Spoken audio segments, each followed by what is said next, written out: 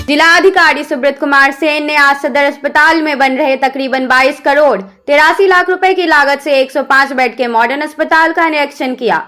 वहीं उन्होंने बताया कि इस मॉडर्न अस्पताल का 65% कम हो चुका है। अगले वर्ष 2024 के अगस्त तक इसे पूरा करना था, लेकिन अपर मुख्य सचिव का आदेश अनुसार इसे 2024 के फरवरी तक पूरा करना है, इसलिए काम में तेजी लाई गई है। अब इंजीनियर को हर सप्ताह कार्य का विवरण देना होगा और इसे फरवरी तक में पूरा करना होगा। वहीं उन्होंने कहा कि इस 105 बेड वाले मॉडर्न अस्पताल के बन जाने से शहर वासियों को काफी सुविधा मिलेगी। इसके अतिरिक्त कई विभाग के भवन बन रहे हैं, कुछ तैयार हो चुके हैं। वहीं तकरीबन 1 करोड़ रुपए की लागत से पूरे सदर अस्पताल के सभी विभागों के भवन को रंग रोगन भी कराया गया है। जर्जर वार्ड को भी ठीक किया गया है।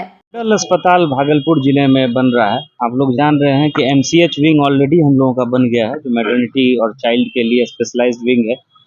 उसमें भी बेड की संख्या कम पड़ रही थी, तो ये मॉडल अस्पताल 105 बेड का सदर अस्पताल में अब इसमें 65% काम हो चुका है, जैसा इंजीनियर्स बता रहे हैं।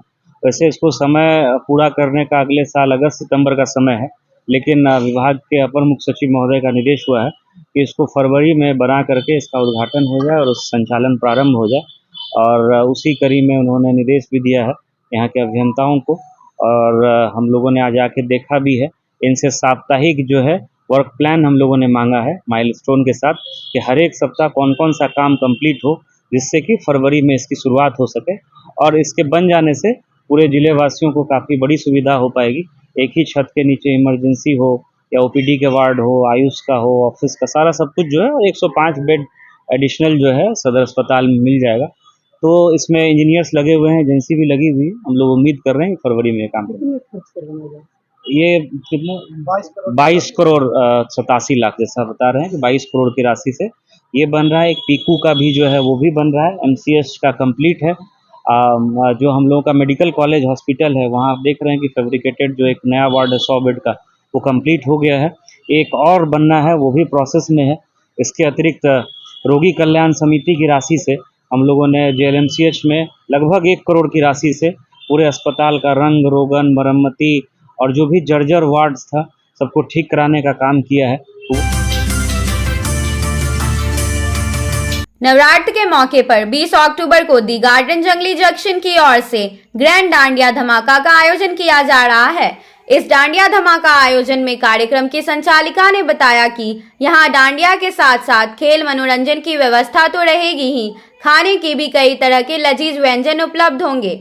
20 अक्टूबर को आयोजित होने वाला ग्रैंड डांडिया धमाका कार्यक्रम 7 बजे शाम से प्रारंभ होगा। इसके टिकट कई जगहों पर उपलब्ध हैं। कार्यक्रम की संचालिका शहर वासियों से ज्यादा संख्या में इस डांडिया नाइट में आने का अनुरोध किया है।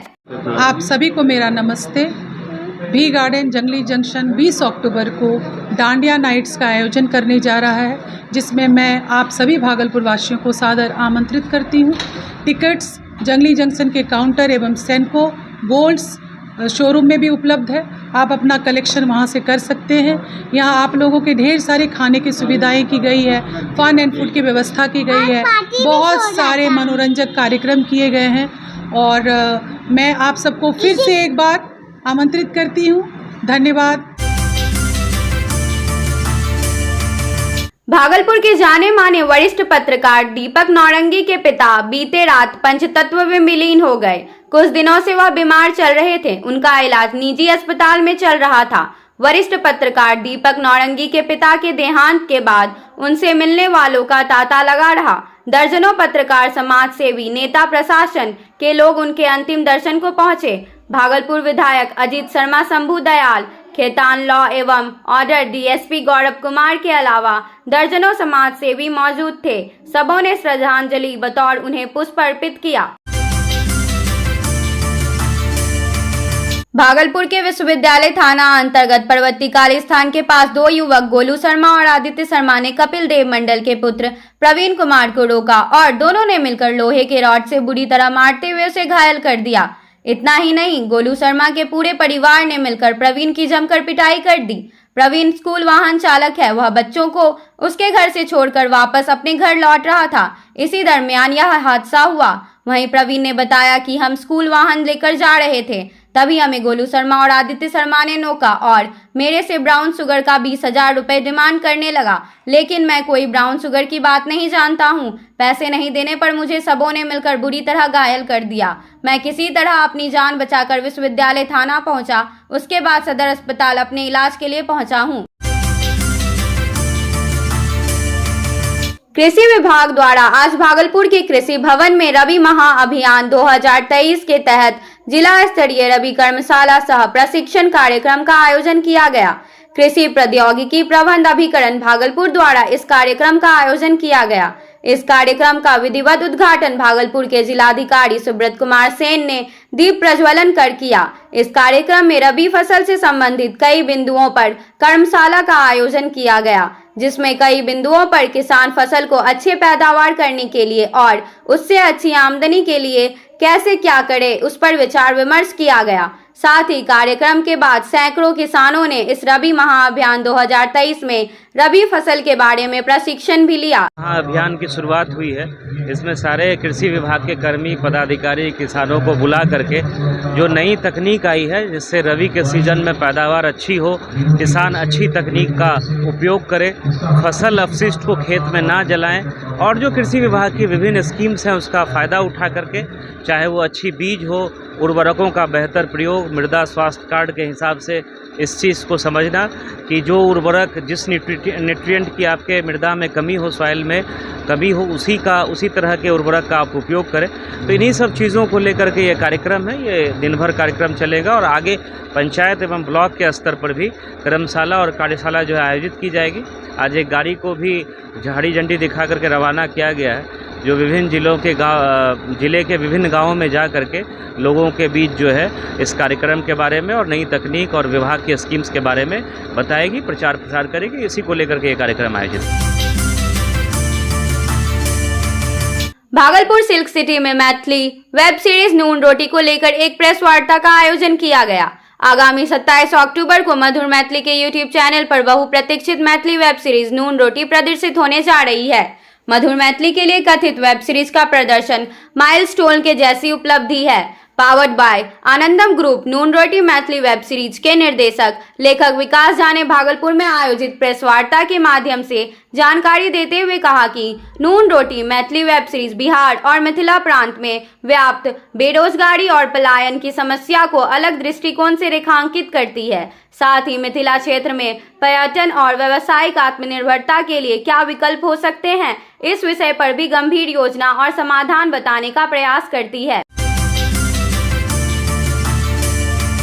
भागलपुर के विधायक अजीत शर्मा द्वारा आज वार्ड संख्या 34 अंतर्गत भिकनपुर टैंक लैन स्थित बड़ी मस्जिद के आगे शकील अंसारी के घर से लेकर मोहम्मद रिजवान के घर तक अपने निधि से नवनिर्मित सड़क एवं नाला योजना का उद्घाटन किया। इस अवसर पर वार्ड नंबर 34 के दर्जनों लोग मौजूद थे। वहीं विधायक शर्मा ने कहा कि जिस वार्ड में भी सड़क और नाले की जरूरत पड़ेगी, मैं उसे पूरा करने का हर संभव प्रयास करूंगा। 34 नंबर वार्ड में सड़क और नाले का निर्माण के विधायक कोष से योजना से बनना था, वो बन गया है। उसी का मैंने उद्घाटन करने आया था।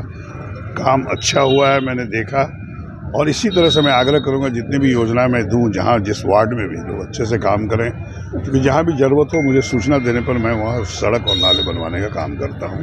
इसलिए 34 नंबर को उद्घाटन करके इनको सुपुर्द करता हूं, टैंक लेन को, कि अपना इसको मेंटेन रखें और उसको यूज में लाएं। धन्यवाद। भागलपुर सुल्तानगंज प्रखंड के मिरहट्टी पंचायत के मध्य विद्यालय मिरहट्टी का भवन पूरी तरह जर्जर होने पर डर डर कर छात्र एवं छात्राएं कर रहे पढ़ाई। इसको लेकर स्कूल भवन में ग्रामीणों ने सामूहिक होकर शिक्षकों के साथ संयुक्त बैठक करते हुए जिला पदाधिकारी, शिक्षा पदाधिकारी एवं मुख्यमंत्री नीतीश कुमार से भवन निर्माण का किया मांग पूरा नहीं होने पर होगा आंदोलन। इसको लेकर ग्रामीणों एवं बच्चों ने भी कहा है कि स्कूल का भवन पूरी तरह जर्जर होने पर बरसात एवं अन्य दिनों में छत टूटकर गिर रहा है। स्कूल के बच्चे भी घायल हो रहे हैं। बरसात के दिन में स्कूल के बच्चे भीग जाते हैं। अगर विभाग के द्वारा भवन निर्माण नहीं किया गया तो जर्जर भवन की चपेट में बच्चों के साथ बड़ी दुर्घटना हो सकती है। विभाग के द्वारा भवन का निर्माण जल्द नहीं किया गया तो बड़ा आंदोलन होने की बात कही। स्कूल के प्रधानाध्यापक दयानंद दास, जिला परिषद अरुण दास, पूर्व मेरहट्टी मुखिया मदन मंडल ने कहा कि विद्यालय का भवन पूरी तरह जर्जर है। भवन निर्माण के लिए विभाग को पत्र भेजा गया है। मध्य विद्यालय जगदीशपुर में चहक कार्यक्रम के समापन पर वर्ग 1 के बच्चों के अभिभावकों के साथ उत्सव मनाया गया। कार्यक्रम का शुभारंभ फीता काटकर विद्यालय शिक्षा समिति के सचिव पिंकी देवी, शिक्षिका प्रतिमा मिश्रा, संसाधन शिक्षक गोविंद कुमार तथा अभिभावकों ने संयुक्त रूप से किया। बच्चों की प्रगति देख सभी अभिभावक उत्साहित थे। कार्यक्रम के बारे में जानकारी देते हुए प्रधानाध्यापक आशुतोष चंद्र मिश्रा ने कहा कि बिहार के सभी सरकारी विद्यालय में 17 जुलाई 2023 से वर्ग प्रथम के बच्चों के लिए स्कूल तत्परता के तहत चहक गतिविधि का प्रारंभ किया गया, जिसका आज समापन समारोह था। चहक कार्यक्रम का मुख्य उद्देश्य बच्चों को शिक्षा के मुख्य धारा से जोड़ना तथा बच्चों को बेहतर शिक्षा देने के लिए एक खुशनुमा वातावरण निर्माण करना है। इसमें शिक्षक संगीत, नृत्य, चित्रांकन तथा खेल गतिविधियों के द्वारा कक्षा संचालन करते थे, जिससे बच्चे विद्यालय में उपस्थित होकर पढ़ाई में रुचि ले और विद्यालय में उनकी मुस्कुराहट बनी रहे। मेरे विद्यालय में यह कार्यक्रम 100% संचालित हुआ, जिसमें नामित शिक्षिका प्रतिमा मिश्रा, इस कार्यक्रम के जिला प्रशिक्षक बिंदु कुमारी तथा अभिनाश सरोज का मुख्य योगदान रहा। आज के कार्यक्रम की पूर्ण तैयारी बाल सांसद के सदस्य तन्नू, खुशी, अंजलि, प्रिया, विद्या, जाह्नवी ने किया। अंतर्राष्ट्रीय आपदा अवशमन दिवस के अवसर पर जीवन जागृति सोसाइटी भागलपुर बिहार के द्वारा कॉन्स्टिट्यूशन क्लब ऑफ इंडिया में लोक नायक जयप्रकाश नारायण आपदा फरिश्ता राष्ट्रीय सम्मान का आयोजन किया गया, जिसमें वैसे लोग को सम्मानित किया गया जो संकट में फंसे व्यक्ति को देखकर फोटो और वीडियो नहीं बनाते हैं, बल्कि अपने गंतव्य को भूलकर, स्वयं के प्राणों के संकट को भूलकर अनजान व्यक्तियों की मदद करते हैं। संस्था के अध्यक्ष डॉक्टर अजय कुमार सिंह ने इस अवसर पर बताया कि जीवन जागृति सोसाइटी दुर्घटना पर काम करती है, विभिन्न माध्यमों से सैकड़ों लोगों की जान बचा चुकी है। देश भर के कुल 561 महान विभूतियों का चयन किया गया, लेकिन जिसमें से केवल सर्वश्रेष्ठ 61 व्यक्तियों को प्रत्यक्ष रूप से कॉन्स्टिट्यूशन क्लब ऑफ इंडिया बुलाकर आपदा फरिश्ता राष्ट्रीय सम्मान से सम्मानित किया गया। शेष 500 लोगों को सम्मान उनको स्थानीय स्तर पर विधायक या अन्य प्रतिष्ठित लोगों के हाथों से दिया जाएगा।